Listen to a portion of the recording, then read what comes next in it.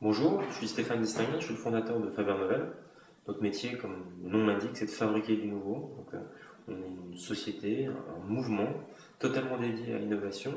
On travaille pour des grandes organisations sur un modèle de service, pour lesquelles on apporte un service qui est clé en main, de la phase très amont d'analyse jusqu'à la construction, voire la diffusion d'un projet innovant, donc qu'il soit interne ou externe.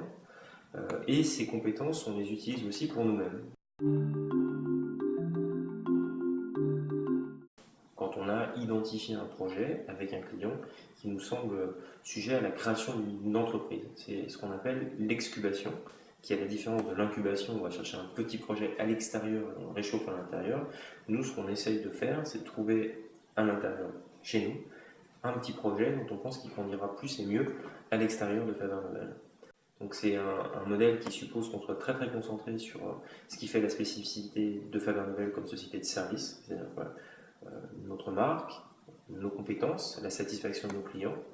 Et une fois qu'on contacte un client, en faisant de la R&D, on identifie donc une opportunité, on cherche assez rapidement à lui permettre de connaître l'essor, le développement à l'extérieur de Faber Novel, ce qui nous permet d'industrialiser en fait un produit, un service, en conservant les compétences particulières, très élastiques de Faber Novel.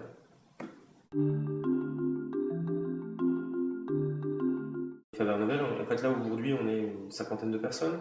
On va chercher en fait à passer le seuil de la taille critique qui est très très important dans les industries de services. Pour moi, j'appelle ça un peu le triangle des Bermudes. Pour moi, une société de service entre 50 et 80 personnes, ça n'existe pas vraiment. Soit on est moins de 50, soit on est plus de 80. Entre 50 et 80, on a des soucis qui arrivent avec des nouveaux étages fonctionnels, avec un certain éloignement des projets qui fait que donc la marge est plus difficile à atteindre. Il faut vite qu'on dépasse cette taille critique. Donc ça suppose une certaine forme de concentration sur nos activités de service. Donc je pense que dans les années à venir, euh, nous cherchons à développer nos projets en voie d'excubation aujourd'hui, mais nous ne chercherons pas forcément immédiatement de nouveaux projets. Donc on sera concentré sur l'activité de service, ce qui me semble important.